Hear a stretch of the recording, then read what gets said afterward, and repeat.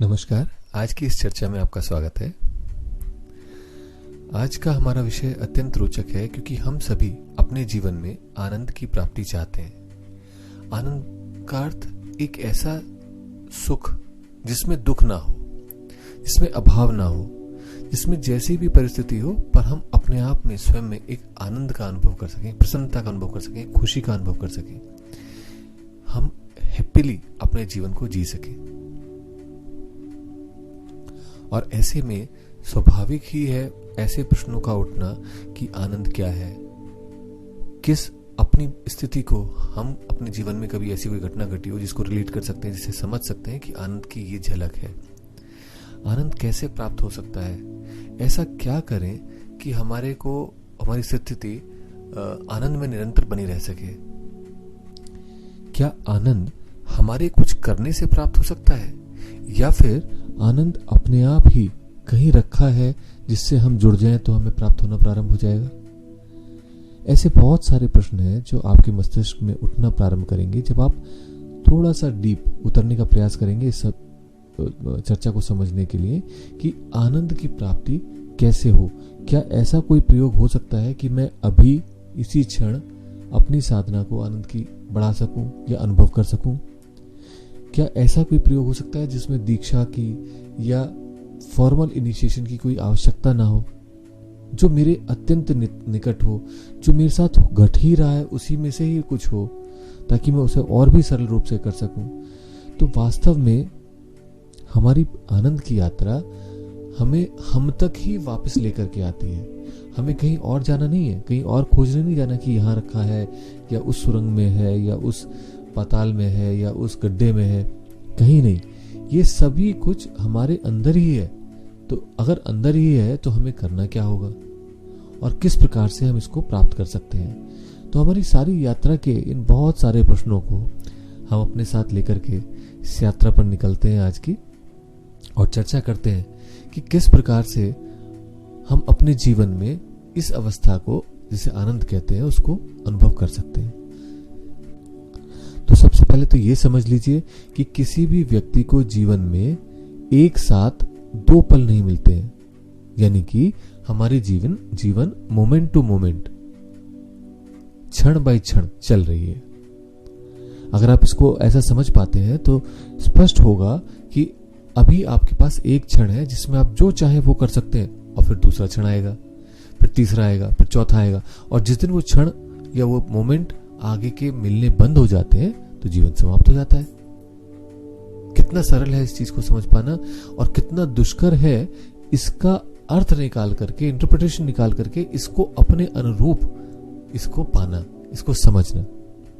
तो अगर ऐसे में हम क्षण बाय क्षण जी रहे हैं और एक एक क्षण का महत्व है हमारे जीवन में, तो उस क्षण में ही हम जी सकते हैं जो हमारे पास आज है। तो अगर हम किसी आनंद की प्राप्ति की भविष्य में कल्पना करेंगे कि तब मिलेगा, ऐसा होगा, ये होगा, तो आप मान के चलिए कि फिर उसकी कोई गारंटी नहीं कि वो आपका है या आपको मिल भी पाएगा, क्योंकि उसमें बहुत सारे आपने इफ्स एंड बट्स लगा रखे हैं। तो इसलिए आनंद अभी है, यही है, और इसी क्षण में है जिसमें आप और मैं जी रहे हैं। तो अगर ऐसा है तो वो हमें अनुभव क्यों नहीं हो पा रहा है, या हम कैसे उसको अनुभव करें? तो सबसे पहला बिंदु, आपने अपने जीवन को उस होश से, उस इंटेलिजेंस से अनुभव करना है जिसके माध्यम से आप उन परतों को, जिनको हम अभी छीन नहीं पा रहे हैं, उनमें उतर सकें। उन पर्दों को जो हमारी तरफ डले हुए हैं उन्हें हटा करके उस प्रकाश को देख सकें, सूर्य के प्रकाश को देख सकें। और इसके लिए सबसे अधिक आवश्यक है हम अपनी आदतों से बचें, क्योंकि 99% डे हमारा रिफ्लेक्स एक्शन से ही निकल जाता है। रिफ्लेक्स एक्शन बोले तो हमारी आदतों से, हमारी रेस्पॉन्सेज से। जब भी आप देखिए खाना खा रहे हैं, कुछ गर्म हाथ से लगता है, एकदम से हाथ पीछे खिंच जाता है। क्या आपने प्लान किया था हाथ पीछे खींचना? आपका पैर किसी नुकीली चीज पे पड़ जाता है, एकदम से पैर पीछे हट जाता है। क्या आपने सोच करके पैर वहां से हटाया था? नहीं, ये सब कुछ स्वतः हमारे सर्वाइवल के लिए है और ये हमारी आदतों से हो रहा है। तो बस यहीं पर ही फर्क है। वो सेकंड उस समय उस आदत ने ले लिया, जबकि आपको वो क्षण वो सेकंड अपने होश से उस पैर को वहां से हटाना था, उस हाथ को वहां से पीछे खींचना था और इस पूरी प्रक्रिया को एक खेल की तरह, एक लीला की तरह देखना था। क्योंकि वास्तव में लीला ही हो रही है, एक खेल ही हो रहे हैं। एक छोटे छोटे छोटे छोटे छोटे छोटे सेकंड के खेल मिला करके पूरा दिन बन जाता है। तो ऐसे में जब हम ये समझ पा रहे हैं तो आवश्यकता इस चीज की है कि सबसे पहले उन आदतों के द्वारा अपने जीवन को संचालित करना कम करें, क्योंकि आदतों की वजह से ही हम लोग अपने आप में सोते हुए जी रहे हैं। इसी को गीता में श्री कृष्ण ने कहा है कि सभी मरे हुए या सभी सोए हुए। तो जब सब सो रखे हैं या हम भी सोए हुए हैं तो हमें आनंद की प्राप्ति कैसे होगी? तीसरा सूत्र, जब आप कोई भी कार्य को कर रहे हैं तो उसे अपनी इंटेलिजेंस को बढ़ने दीजिए, उस इंटेलिजेंस से अपने आप को जोड़ने दीजिए, उसको होते हुए देखिए। उसको जैसे ही आप होते हुए देखेंगे या उसे सक्रिय रूप से करेंगे तो आपके अंदर वो गुणात्मक परिवर्तन आने लगेंगे जिसको हम क्वालिटी ऑफ लाइफ कहते हैं। आपको पता लगने लगेगा कि क्या हो रहा है जीवन में। अब आप देखिए, गाड़ी चला रहे हैं, सडनली आपके साइड से एक गाड़ी निकलती है, फिर दूसरी गाड़ी निकलती है, फिर आप ओवरटेक करते हैं। अब ये सब कुछ घटनाएं घट रही हैं, लेकिन अगर आप जहां गंतव्य पे पहुंचे गाड़ी को पार्क करते हैं और उसके बाद में बैठ करके सोचें कि उस 10 मिनट में कितनी गाड़ियां आपके साइड से निकली थी, कितनी की आपने ओवरटेक किया था, कितनों का रंग कैसा था, कितनी बड़ी थी कि कितनी छोटी थी, आप हैरान हो जाएंगे। आपको इनमें से बहुत कुछ नहीं पता है। क्यों नहीं पता है?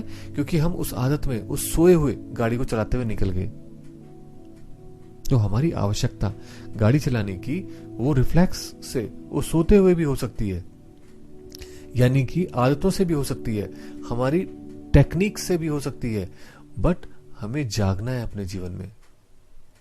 ये हमारे जीवन की, हमारी इनर क्वालिटी को, हमारी इंटेलिजेंस को दर्शाता है। और ऐसे में इसको, इंटेलिजेंस को जागृत करने के लिए कि वो हमारे साथ जुड़ने लग जाए, ये आवश्यक है कि हम अपने आप में होश में हों, उसे ऑब्जर्व कर रहे हो, उसे उस क्षण को, उस पल को अनुभव कर पा रहे हो। और जब हम ये अनुभव करते हैं तो क्या होता है? तो जो वास्तविक धारा है, वो जो सच्चिदानंद तत्व की जो वास्तविक धारा है, उससे हम जुड़ना शुरू हो जाते हैं। आपको दिखाई देगा कि ये जो पल आ रहा है कितना दुष्कर है। कितनी बार आप महसूस किए होंगे, यार ये नहीं होना चाहिए, ये जीवन से हट जाए, बट उसके बाद में आप अनुभव करते होंगे जब वो घट जाए और उससे सिंपैथेटिक हो जाए, आप उस क्षण से एक बार जुड़ करके उसे स्वीकार करते हुए उसे नोट करें, तो आप ये देखेंगे ये तो मेरे लिए बहुत श्रेष्ठ हुआ, मुझे तो लग रहा था कि नहीं होना चाहिए। और ऐसे अनुभव आप सभी ने अपने जीवन में कभी ना कभी करे होंगे। तो याद कीजिए, 2 क्षण के लिए रुकिए और अनुभव कीजिए कि किस प्रकार से वो हुआ, कैसे था वो और क्या था वो, क्यों आपको बाद में महसूस हुआ कि वो क्षण बहुत अधिक आवश्यक थे और बहुत सुंदर थे आपके जीवन के लिए। और जब आपको ये अनुभव होने लगे तो accept everything, don't fight, accept it, do whatever you like.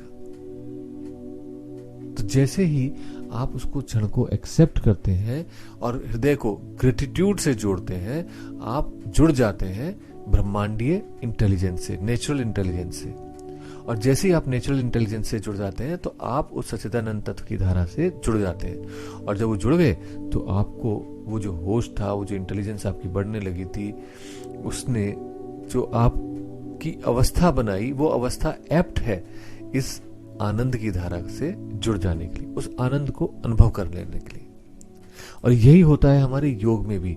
योग में क्या होता है? हम पहले शरीर से चलते हैं, शरीर से फिर हम षट चक्र वाले पद्म शरीर में पहुंचते हैं और पद्म शरीर से नवान शरीर में पहुंचते हैं। और वो जो नवान शरीर है वो मात्र आनंद का बना है, क्योंकि पद्म शरीर की पराकाष्ठा है आज्ञा चक्र, जहां पर स्त्री और पुरुष, शिव और शक्ति की ऊर्जाओं का सम्मिलन हो चुका है, 50-50 हो चुके हैं।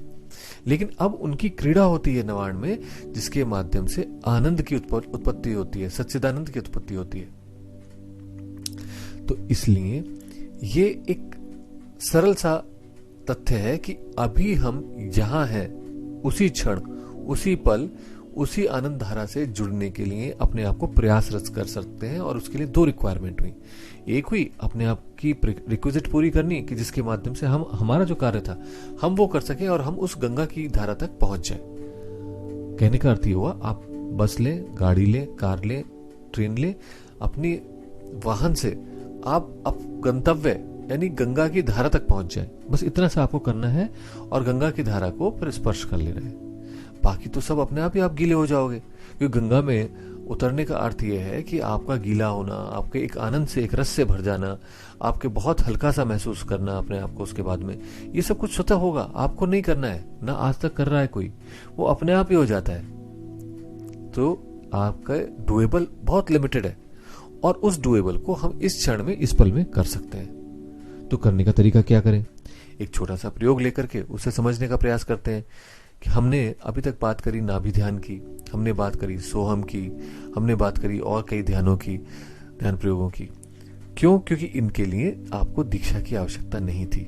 ये आप मंत्रों की तरह से, जैसे उनका इनिशिएशन होता है, उनको समझना पड़ता है, उनकी एनर्जीज को समझना पड़ता है, उनके कीलक को समझना पड़ता है और उसको किस प्रकार से उसको एक्टिवेट करेंगे उसको समझना पड़ता है कि उसका स्विच क्या है, उसकी सप्लाई कहाँ पर है और वो फैन कहाँ लगा हुआ है। बिल्कुल ऐसा समझिए, वो सब समझना पड़ता है। लेकिन इस केस में क्या है, सब कुछ हमारे अंदर ऑलरेडी लगा हुआ है, हमें कुछ नहीं करना है।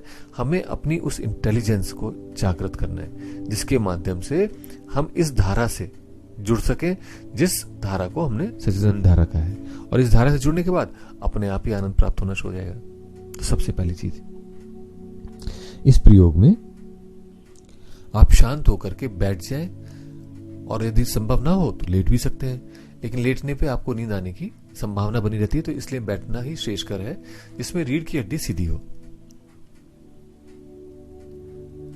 उसके अलावा कोई आसन जिसका भी आप उपयोग कर सकते हो, सिद्धासन, पद्मासन, सुखासन, उसको लगाइए ताकि ऊर्जा का जो चक्र है वो हमारे अंदर ही रुका रहे, ऊर्जा बाहर व्यर्थ ना जाए। और इनका सबसे बड़ा लाभ क्या है कि ऊर्जा का जो चक्र बनता है वो अपने आप में सुषुम्ना से ऊपर उठने लग जाता है अगर हमारी रीढ़ सीधी होती है। तो इसलिए इतना कीजिए। फिर उसके बाद अब जो भी आप कार्य कर रहे हैं, अब जैसे क्या कार्य कर रहे हैं आप, ऐसे में सांस ले रहे हैं और छोड़ रहे हैं, तो आप सांस को फॉलो कीजिए, सांस के साथ साथ चलिए, या सांस के माध्यम से नाभि को फूलता और सिकुड़ता देखिए। पर हर क्षण में, हर पल में होश को साधिए। कम से कम 4 से 5 सांसें तो लेनी ही चाहिए और उनको आते जाते देखना ही चाहिए।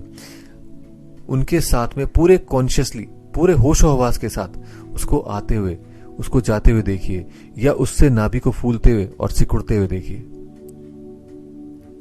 और अब इन 5 सांसों के बाद में अपने हृदय से एक अनुग्रह भाव का अनुभव कीजिए। सारे ब्रह्मांड के प्रति खुल जाइए, अपने इष्ट, अपने देवी देवता, अपने पर के प्रति, उस परमात्मा के प्रति पूरी तरह से खुल जाइए। थैंक यू भाव में आ जाइए। ध्यान रहे, थैंक यू भाव है, बस होश बना हुआ है।